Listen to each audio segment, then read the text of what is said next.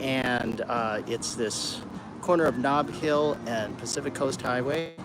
There we go, turn this around, and there it is, little veggery.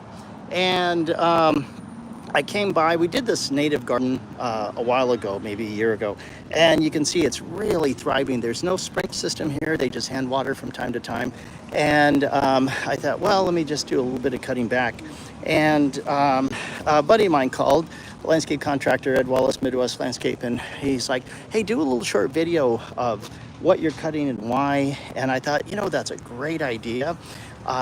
Because these are all 100% California natives. This is the Salvia clevelandii, and I was cutting it when he called, and I thought, you know, it'd be a really good video actually.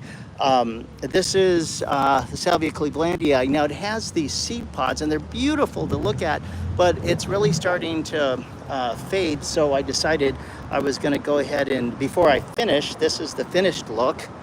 You can see there, and you see how tall the whole overall thing was. So I'm actually cutting back, and you can see the little nodes where it's going to grow from, the new growth is going to come from. So it's sort of like getting a haircut. So, oh, and who? What have we here? I got this Dodger hat on. Who's this?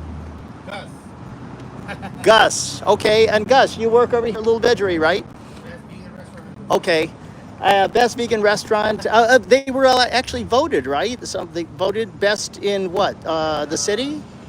Apparently the country. The country. Okay.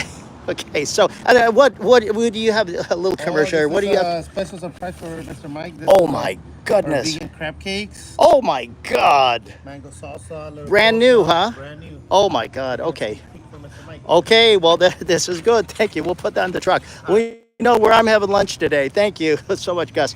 Okay. And then getting on here.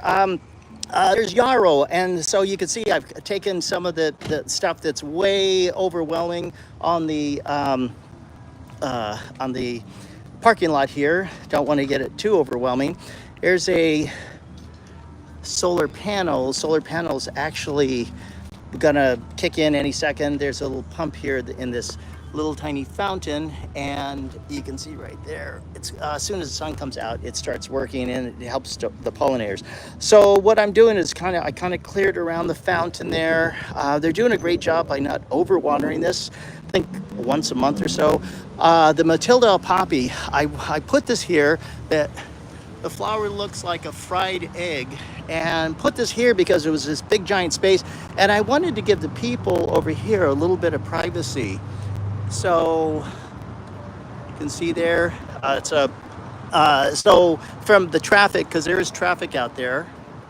So it's like, well, people probably want to buffer the sound of the traffic. So it's be the perfect plant. You just got to make sure it keeps, because it does spread out. So keep it cut back. But these are the yarrow, and then we've got the white sage. We've got the coyote bush there. I wanted that there to kind of soften the railing that's there. And then we have the monkey flower, the Diplicus monkey flower here. So this is like the dessert of the California landscape family. It's just all the really cool stuff. Verbena right here. This is the white monkey flower. Yarrow, here's red buckwheat.